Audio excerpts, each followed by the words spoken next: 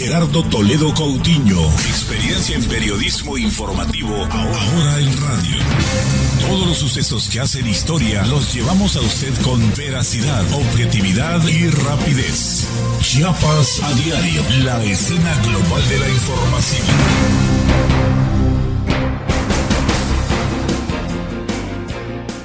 Muy buenas tardes, bienvenidos a la emisión de Chiapas a diario de este 4 de febrero del 2014, día martes.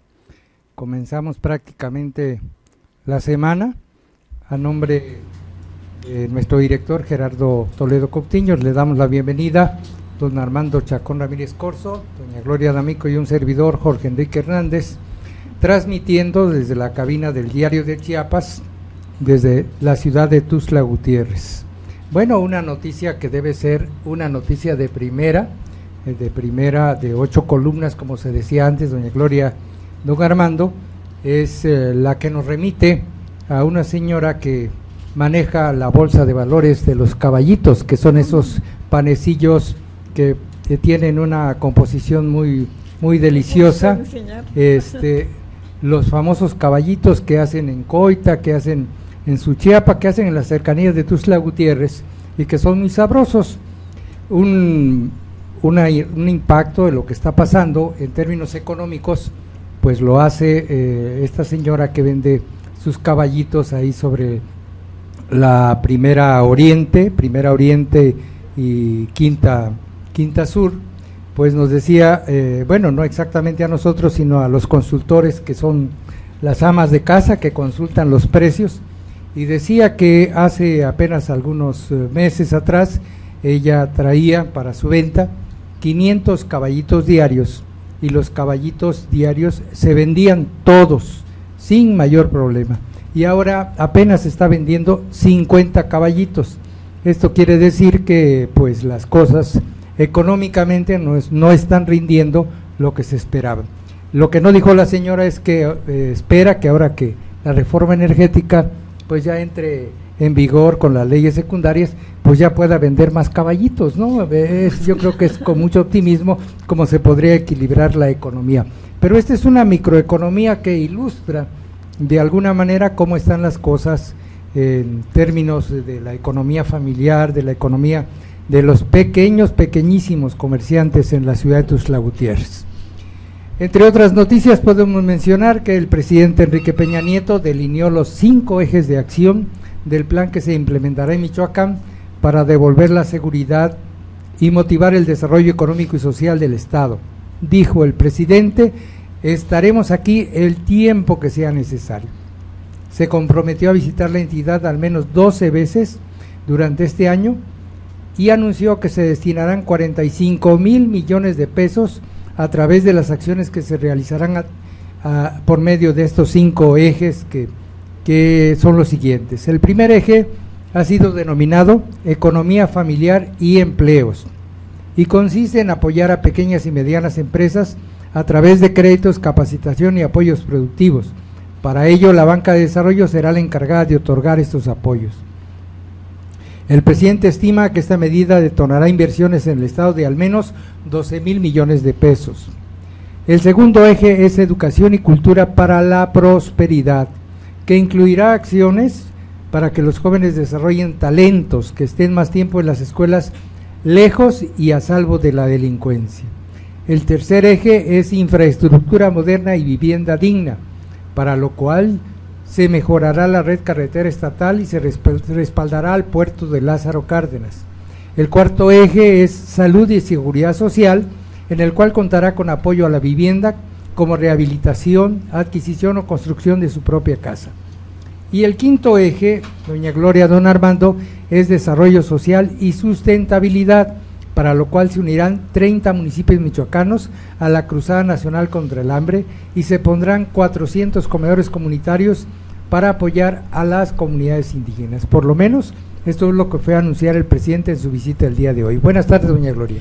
Buenas tardes, don Armando. Pues yo también quisiera decir 2 cosas interesantes e importantes para toda la sociedad, y es que a partir del año 2000, el día 4 de febrero fue nombrado como el Día Mundial contra el Cáncer, con el objetivo de aumentar la concientización y movilizar exactamente a la sociedad para avanzar en la prevención y control de esta enfermedad que, bueno, involucra además a toda la familia. Es muy importante estar al tanto de esto porque pues no se sabe cuándo ni cómo, pero aparece finalmente en el destino de las personas, y yo creo que es muy importante para todos estar pues al pendiente de una revisión, de visitar al médico, de muchísimas situaciones en las que se involucra cualquier persona, cualquier órgano, en el momento más inesperado y a cualquier edad. No tiene preferencia por nadie y llega pues en cualquier momento. Así que bueno, hay que recordarlo. Hoy es el Día Internacional contra el Cáncer. Y por el otro lado, con relación a lo que usted comentaba, de la estancia del presidente, del señor presidente, y obvio de todos los que están gobernando dentro de su gabinete o dentro de su gabinete en su gobierno, él tiene un plan para recobrar la seguridad de Michoacán y dice que realmente no es una salida coyuntural, sino una agenda para el futuro de este estado. Afirma, por supuesto, a nombre del señor presidente, el señor secretario de Gobernación, y bueno, en la presentación de este programa por Michoacán, juntos lo vamos a lograr. El titular de la Secretaría de Gobernación dijo que hay un consenso de las fuerzas políticas para no politizar la situación en el estado, y dice, con toda razón, a nadie le conviene lo que se vive hoy en Michoacán. No hay espacio para cálculos electorales.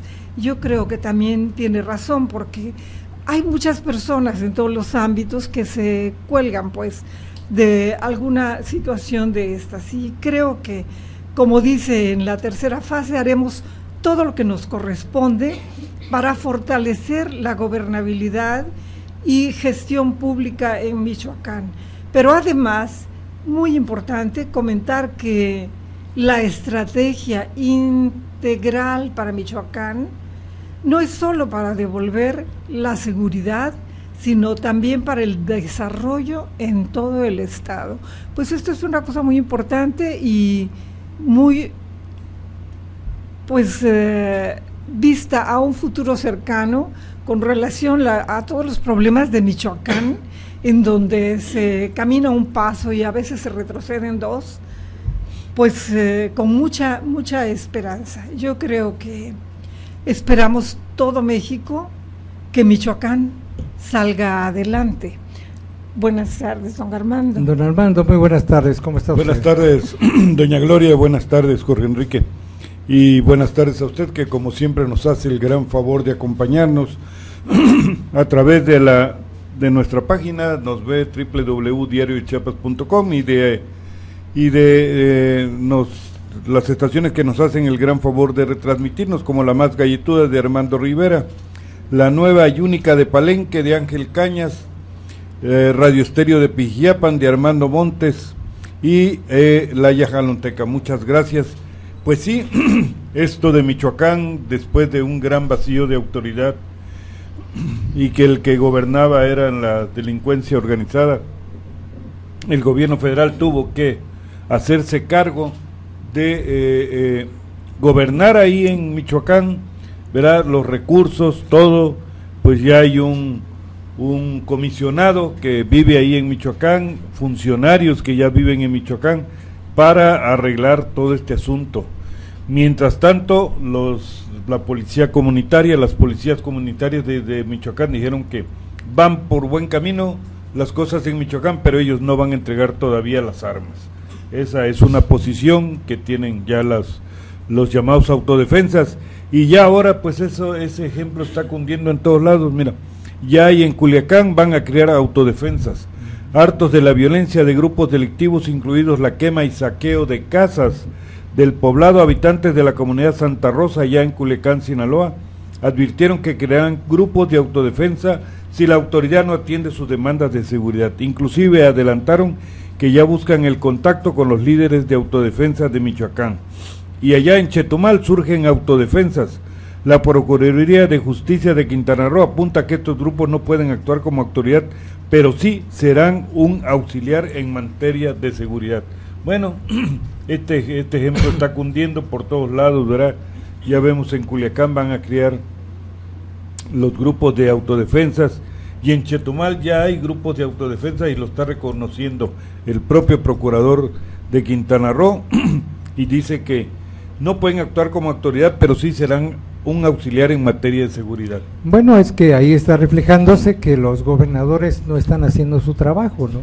A pesar de tener enfrente los ejemplos de Michoacán, de Guerrero, no terminan de entender el resto de los gobernadores que tienen que asumir organización y sobre todo una política de combate a la criminalidad de manera decidida.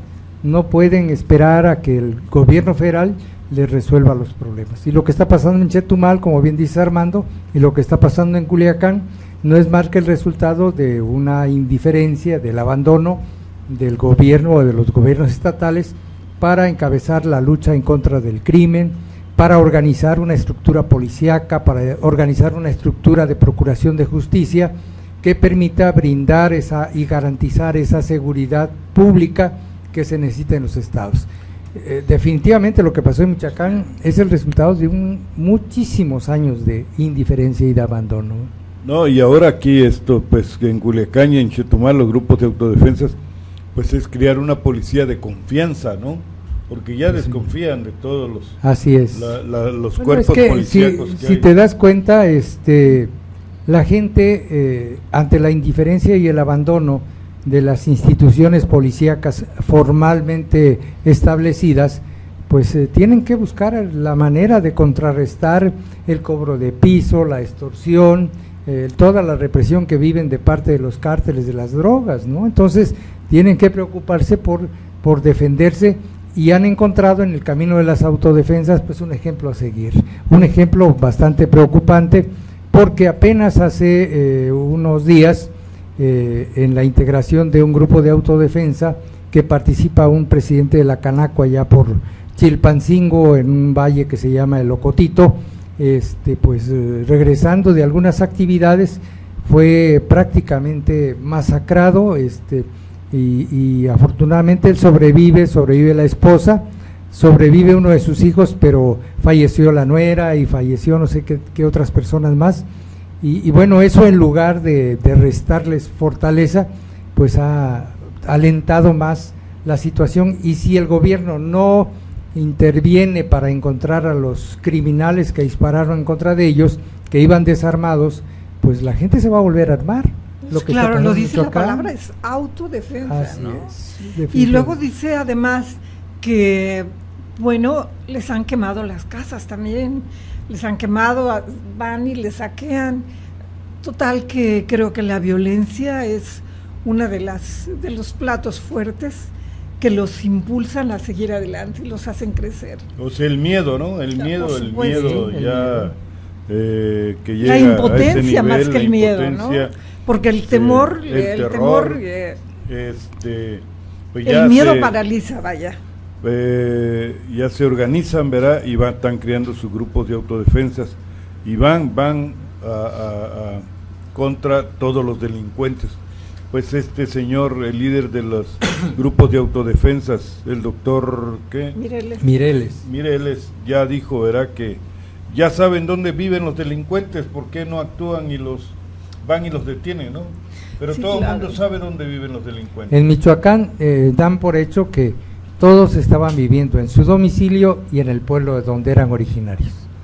Y bueno, la autoridad nunca se enteró. Era lo que comentábamos hace unos días, que habría que buscar en el closet, ¿no? Así es, pero además López Dóriga lo decía el otro día, ¿no? Cuando encontraron a un asesino del cártel pues en el rancho de sus papás, ahí en su casa viviendo tranquilamente, pues ahí lo tuvieron que arrestar. Pero dice López Dóriga, es que la policía busca a la gente por todas partes, menos en su casa, y el delincuente está en su casa. Muy bien, nos vamos a una primera pausa, si son tan amables. Usted escucha Chiapas a diario, la escena global de la información.